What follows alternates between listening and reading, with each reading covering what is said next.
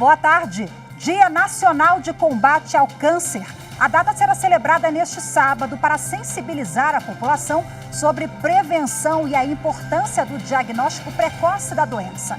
O câncer é a segunda causa de morte no Brasil e no mundo. O direito ao tratamento e ações de prevenção à doença são destaques do Jornal da Justiça de hoje. E você vai ver também. Concluídas as investigações sobre o rompimento da barragem de rejeitos da Vale, na mina do Córrego do Feijão, em Brumadinho. Agora, o inquérito policial vai ser encaminhado para o Ministério Público Federal, que vai decidir se oferece ou não a denúncia à Justiça. Supremo Tribunal Federal valida a norma do INSS sobre a concessão do auxílio por incapacidade temporária sem a necessidade de perícia médica presencial.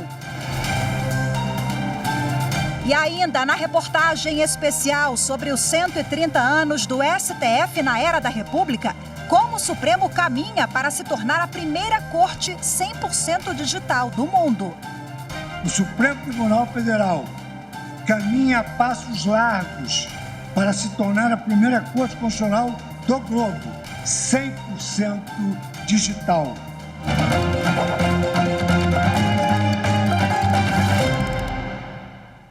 A Polícia Federal concluiu nesta quinta-feira as investigações sobre o rompimento da barragem de rejeitos da Vale, na mina do Córrego do Feijão, em Brumadinho, Minas Gerais. A tragédia que assolou o município mineiro em janeiro de 2019 deixou 270 mortos e 8 desaparecidos. As informações com a repórter Evne Araújo.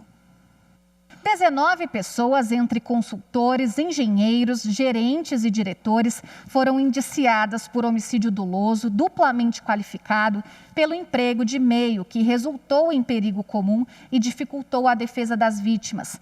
A mineradora Vale e a Tuvisud, empresa responsável pela auditoria da estrutura da barragem de Brumadinho, são acusadas dos crimes ambientais de poluição e contra a fauna terrestre, a fauna aquática, a flora, os recursos hídricos, unidades de conservação e sítios arqueológicos. São acusadas também de apresentar declaração falsa na Agência Nacional de Mineração. Agora, o inquérito policial vai ser encaminhado para o Ministério Público Federal, que vai decidir se oferece ou não a denúncia à Justiça. Por unanimidade, o Supremo Tribunal Federal validou norma do INSS sobre a concessão do auxílio por incapacidade temporária sem a necessidade de perícia médica presencial. O julgamento foi em sessão virtual. Pela regra do INSS, o benefício por incapacidade temporária pode ser liberado após a apresentação de atestado médico e de documentos complementares que comprovem a doença sem a necessidade de perícia presencial. A Previdência pode conceder o auxílio até 31 de dezembro deste ano. A Associação Nacional dos Peritos Médicos Federais havia questionado a norma, apontou precariedade na verificação dos documentos, mas por unanimidade a Corte validou a concessão. A ministra Carmen Lúcia afirmou que a regra concretiza o direito fundamental à previdência do segurado, incapaz para o trabalho, contribui para a eficiência da prestação de serviço público e reduz o impacto da pandemia de Covid-19 sobre a renda dos beneficiários. Carmen Lúcia lembrou que as agências do INSS ficaram fechadas de março a setembro de 2020 devido à pandemia, o que gerou prejuízo para uma parcela significativa da população. O ministro Gilmar Mendes, do Supremo Tribunal Federal, votou pelo trancamento da investigação realizada pela Polícia Federal contra a CPI da pandemia por suposto vazamento de informações sigilosas. Em agosto, a polícia decidiu apurar a divulgação de dados sigilosos que foram repassados à comissão. A CPI entrou com ação no Supremo Tribunal Federal contra o procedimento. No voto em plenário virtual, o ministro Gilmar Mendes afirmou que a Polícia Federal não tem competência para investigar pessoas com foro por prerrogativa de função, sem que haja um pedido expresso do juízo competente, que no caso seria o Supremo Tribunal Federal. Com o voto do ministro Gilmar Mendes, o julgamento está empatado, já que o relator, ministro Edson Fachin, votou contra o recurso apresentado pela CPI. A Secretaria da Mulher da Câmara dos Deputados formalizou o termo de compromisso com o Conselho Nacional de Justiça e outras entidades para a criação de uma rede nacional de procuradorias da mulher. A ideia é promover ações de enfrentamento à violência de gênero. Assinaram termo de compromisso parlamentares, representantes da Defensoria Pública da União, da Ordem dos Advogados do Brasil, da Secretaria de Políticas para Mulheres do Executivo, da Associação dos Magistrados Brasileiros e do Conselho Nacional de Justiça. A conselheira Tani Rexigel, que assinou o termo em nome do CNJ, disse que a parceria é um importante instrumento para combater a violência contra a mulher. E essa rede de proteção feminina trabalhará pelo direito à vida. Se estivermos em todo o país, as redes, as procuradorias das mulheres, com certeza conseguiremos diminuir a violência doméstica em nosso país. O próximo passo agora é estabelecer um plano de trabalho para colocar em prática todas as medidas idealizadas pelas representantes dos 3 poderes. A Organização das Nações Unidas marcou presença no evento em apoio ao projeto. A Justiça Federal do Rio de Janeiro condenou o ex-presidente do Comitê Olímpico Brasileiro, Carlos Arthur Nussmann, a 30 anos e 11 meses de prisão pelos crimes de corrupção passiva, organização criminosa, lavagem de dinheiro e evasão de divisas. A sentença foi determinada pelo juiz Marcelo Bretas, da 7ª Vara Federal Criminal do Rio de Janeiro. Nussmann pode recorrer em liberdade desta sentença. O ex-presidente do COB era alvo da Operação Unfairplay, que investigou a compra de votos para a escolha do Rio de Janeiro como sede dos Jogos Olímpicos de 2016.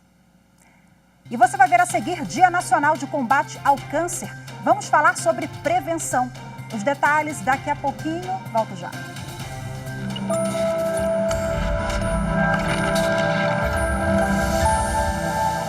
A Constituição é fruto da organização e da luta popular que a fez ser cidadã após um período ditatorial no Brasil.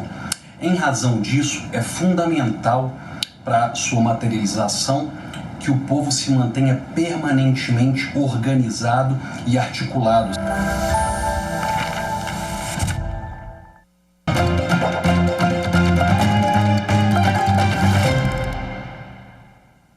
O Dia Nacional de Combate ao Câncer será celebrado neste sábado. O principal objetivo da data é alertar a população sobre a importância do diagnóstico precoce e de ações para evitar a doença, que é considerada a segunda que mais mata no Brasil e no mundo.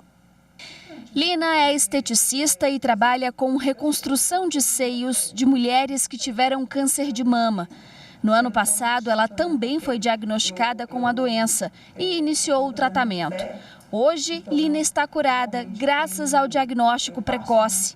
A esteticista fazia os exames de prevenção contra o câncer anualmente. Você não tem que procurar o médico só no Outubro Rosa, no caso do câncer de mama, que foi o meu caso. Não, você não tem que procurar um médico só quando... Você tem que procurar um médico periodicamente,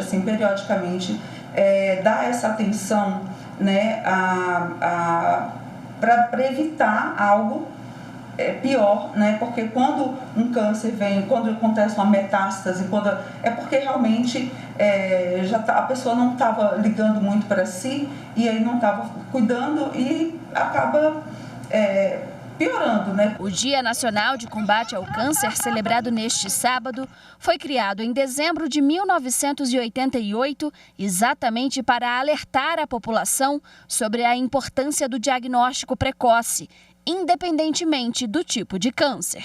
De acordo com dados da Organização Mundial da Saúde, aproximadamente 30% das mortes provocadas por câncer poderiam ter sido evitadas caso o paciente tivesse feito o diagnóstico precoce. A OMS também alerta para ações de prevenção contra a doença, como, por exemplo, a adoção de hábitos de vida mais saudáveis. Praticar algum exercício físico com regularidade, diminuir a ingestão de alimentos ultraprocessados e adotar uma alimentação mais saudável, com alimentos mais frescos. A outra coisa seria evitar a exposição de produtos nocivos. E entre eles a gente pode citar o álcool, o tabaco, produtos químicos e até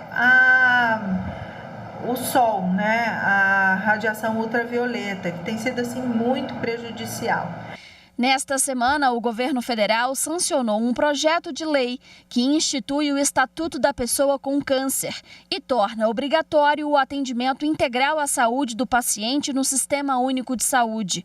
O projeto, no entanto, sofreu um veto do presidente Jair Bolsonaro no artigo que obriga o Estado a garantir o acesso de todos os pacientes a medicamentos mais efetivos contra a doença. A norma ainda pode vigorar como aprovada por deputados e senadores, caso em sessão conjunta do Congresso Nacional, ainda sem data, os parlamentares decidam derrubar o veto presidencial. Bom, agora para falar mais sobre prevenção, direitos e garantias desses pacientes com câncer, eu converso ao vivo pela internet com a advogada especialista em direito da saúde, doutora Nicole Soares. Olá, seja bem-vinda, boa tarde. Olá, boa tarde. Muito obrigada pela oportunidade de falar sobre esse assunto que é tão importante. Pois é um prazer conversar com a senhora também sobre esse tema. Bom, vimos na reportagem que o governo federal sancionou essa semana o Estatuto da Pessoa com Câncer. O que vai mudar na prática? Quais são os novos direitos ou plus que essa legislação traz, além daquilo que a gente já tem em vigor? Bom, acho que é preciso entender que esse estatuto, ele nasce da necessidade de concretizar uma série de garantias que esses pacientes, ao longo dos últimos anos, conseguiram obter, muitas vezes, em decorrência de pressão governamental por grupos organizados, né, na sociedade civil, associações, etc., por meio da judicialização. Então, acho que se espera algo muito novo, mas boa parte do que está no Estatuto são situações que já existiam antes, mas que muitas vezes, até pelos pacientes não saberem que isso existia, não era solicitado. Então, acho que o grande ganho é a visibilidade, que o fato de nós termos um estatuto voltado para essas pessoas dá a possibilidade de que eles consigam acessar esses direitos. Nicole, o que esses pacientes não sabem, por exemplo, que têm direitos e não solicitavam esses direitos? Muitas vezes a questão do diagnóstico, né? Você tem um prazo ali para realização dos exames, quando há a possibilidade de que o prognóstico que aconteça, que o diagnóstico que aconteça seja de câncer, que é a questão dos 60 dias. Muitas pessoas, às vezes, não sabem nem que existe essa previsão, que é uma legislação federal. A própria reconstrução da mama, a reconstrução bilateral da mama, a reconstrução que pode acontecer caso haja a autorização médica e a indicação médica, no momento da cirurgia que foi feita também a retirada. Então, são várias situações que já existem e que muitas vezes, por estarem aí esparsas, né, a gente chama tecnicamente falando de legislação esparsa, e existem a questão de outras previsões que são estaduais, municipais, e que esses pacientes às vezes nem sabem que isso existe. Bom, tivemos um veto polêmico do presidente da República no que diz respeito aos medicamentos. Como é que você avalia? De certa maneira, é um veto necessário, porque não ter esse veto poderia causar um desequilíbrio dentro da sistemática utilizada pelo SUS para a incorporação de novas tecnologias. O que é essa incorporação de novas tecnologias? É esse processo de avaliação que o SUS utiliza para falar, olha, esse medicamento ele pode ser fornecido a partir de agora. Essa cirurgia, essa intervenção pode ser feita e vai ser puxada pelo SUS a partir de agora. Porque existe uma avaliação que se chama custo-efetividade, que também é considerada para a incorporação dessas novas tecnologias. Então, tecnicamente falando, é uma necessidade, mas a gente não pode deixar de encarar que isso pode representar prejuízo para muitos pacientes. Por quê? Porque essa incorporação, ela tem um prazo razoável, algo em torno de 2 anos no mínimo. E a gente sabe que quem está fazendo tratamento não pode esperar esse tempo. E às vezes existem medicamentos que foram disponibilizados no mercado e que já possuem uma avaliação quanto aos seus resultados positivas, e o paciente vai precisar aguardar. Então, é um dilema, são discussões que a gente precisa tratar do ponto de vista econômico, social, bioético, mas que a gente também não pode afastar essa discussão só com o argumento do custo, porque a gente não pode levar somente o custo em consideração. É uma matéria de fato muito complexa, né, Nicole? Bom, o Estatuto, ele trouxe ele faz referência especificamente a crianças e adolescentes, algo novo nesse sentido? Há previsão quanto à manutenção da atividade escolar, né? Algumas cidades, algumas redes escolares conseguiam ofertar isso para alguns das crianças, adolescentes, até mesmo adultos, né? Porque a gente tem o ensino aí para os adultos. E isso acontecia quando havia essa preocupação do gestor local ou estadual com relação a isso. E agora, dentro do próprio estatuto, a gente passa a ter essa previsão. Então, o que se espera é que existam políticas públicas a partir de agora que sejam voltadas para propiciar essa possibilidade para esses pacientes que estão passando por tratamento. Só para a gente ressaltar que essas pessoas, crianças e adolescentes, ficam muito tempo em tratamento e às vezes precisam deixar o seu estado, a sua escola, a sua região, né? E aí cabe a cada gestor ter esse olhar diferenciado. Eu acho que o grande desafio, né, Nicole, é dar efetividade às leis que já estão em vigor. Bom, infelizmente o tempo é curto. Muito obrigada pela sua participação mais uma vez. Boa tarde, viu? Eu que agradeço. Boa tarde. E você vai ver a seguir na reportagem especial sobre os 130 anos do Supremo Tribunal Federal na Era da República. Vamos mostrar como o STF tem caminhado para se tornar a primeira corte 100% digital do mundo. É já já.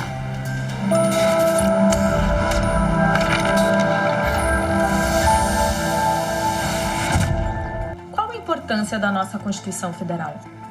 Do ponto de vista jurídico, a nossa Constituição é a norma superior a todas as outras normas existentes, possuindo, pois, uma supremacia sobre todas as outras, ou seja, ela regula o modo como todas as demais leis de nosso sistema jurídico serão feitas, assim como também regula as decisões judiciais e os atos administrativos, regulando, enfim, a condução do direito como um todo e a organização do Estado e da sociedade.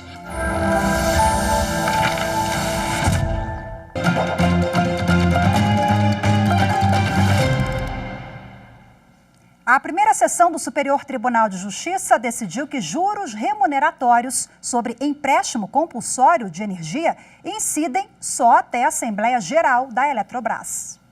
Por maioria, a primeira sessão do STJ estabeleceu que os valores devidos pela Eletrobras, em razão dos expurgos na correção monetária do empréstimo compulsório sobre o consumo de energia elétrica, podem ser remunerados com juros de 6% ao ano até a data da respectiva Assembleia Geral Extraordinária, que autorizou a conversão do crédito em ações. No caso analisado, uma das empresas credoras obteve em juízo o reconhecimento do direito à correção monetária plena no período do empréstimo compulsório. Na execução, a empresa pediu que a Eletrobras fosse intimada a pagar o montante de pouco mais de R$130 mil, incluídos nessa conta juros remuneratórios para além da data da Assembleia em que o seu crédito foi convertido em ações da estatal. Os ministros acolheram embargos de declaração da Eletrobras para reformar acórdão da sessão que, em 2019, havia determinado a incidência dos juros de 6% até a data do efetivo pagamento. Na ocasião, a maioria do colegiado, considerando a tese fixada no tema 64 dos recursos repetitivos, estabeleceu que o saldo remanescente deveria ser remunerado nos moldes do Decreto-Lei 1512 de 1976, ou seja, com aplicação de juros remuneratórios de 6% até a data do efetivo pagamento aos consumidores.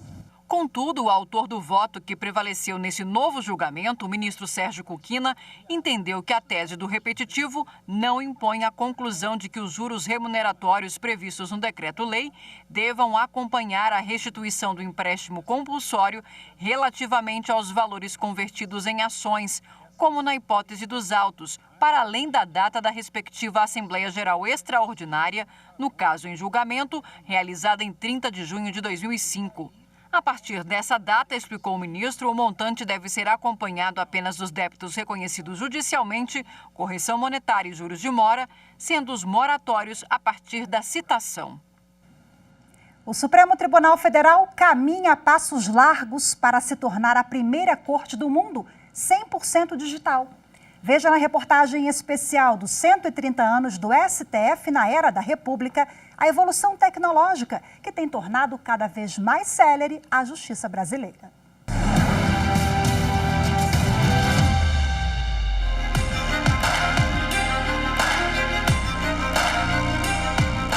No dia 21 de abril de 1960, as instalações do Supremo Tribunal Federal foram definitivamente transferidas para a nova capital do país. Já são 61 anos da Corte em Brasília e uma história marcada por transições importantes, inclusive tecnológicas. Em 2007, o STF começou a dar os primeiros passos no processo de virtualização dos trabalhos. O plenário virtual, por exemplo, foi implementado ainda na gestão da ministra Ellen Grace. O que poucos imaginavam é que essa iniciativa ajudaria o Poder Judiciário a enfrentar uma das maiores crises sanitárias da história do Brasil, a pandemia da Covid-19. Os esforços para modernizar o Supremo ao longo dos anos foram determinantes para manter o atendimento jurídico à sociedade durante este período. O plenário virtual foi ampliado, dando a possibilidade da análise de grande parte do acervo processual da Corte pelo computador. A tecnologia favoreceu ainda a digitalização dos processos, o trabalho remoto e a realização de sessões plenárias por videoconferência, reforçando a meta da gestão do ministro Luiz Fux de tornar o STF a primeira corte constitucional do mundo 100% digital. O Supremo Tribunal Federal caminha a passos largos para se tornar a primeira corte constitucional do globo 100% digital, com perfeito alinhamento entre a inteligência humana e a inteligência judicial. Tudo para o oferecimento online da integralidade dos seus serviços jurisdicionais. No ano passado, uma resolução criou o Laboratório de Inovação do Supremo Tribunal Federal, o Inova STF. A iniciativa busca modernizar ainda mais o processo judicial na Corte, por meio da execução centralizada de ações baseadas em tecnologias digitais. O laboratório reúne uma equipe multidisciplinar e concentra projetos futurísticos que já estão em andamento para tornar a justiça cada vez mais célere. Um desses projetos substitui 5 sistemas por apenas um e está em fase de teste nos gabinetes dos ministros e na presidência. Nós vamos ter um sistema fazendo as funcionalidades do que antes 5 faziam. Isso vai permitir uma maior agilidade no serviço, uma melhoria na usabilidade do serviço por parte dos servidores e dos ministros, uma ampliação do modo como se realiza a gerência do acervo de processos e um controle melhor do fluxo de trabalho dentro de um gabinete. Ainda de acordo com o secretário-geral do STF, outro projeto vinculado ao Inova STF propõe a implementação de uma plataforma que vai interligar todos os tribunais do país. O módulo de jurisdição extraordinária é uma plataforma única que vai ser interligada aos 92 tribunais do país e que vai permitir que o advogado já interponha o recurso extraordinário não no sistema de cada tribunal, mas já no sistema único do Supremo Tribunal Federal. Isso vai permitir uma agilidade enorme do fluxo de admissibilidade dos recursos extraordinários e vai permitir também uma melhoria da sistemática de repercussão geral. O Supremo vai conseguir ter informações sobre as ondas de litigância no país, ainda no seu nascedouro. A Corte brasileira segue uma tendência mundial de aceleração e reinvenção tecnológicas.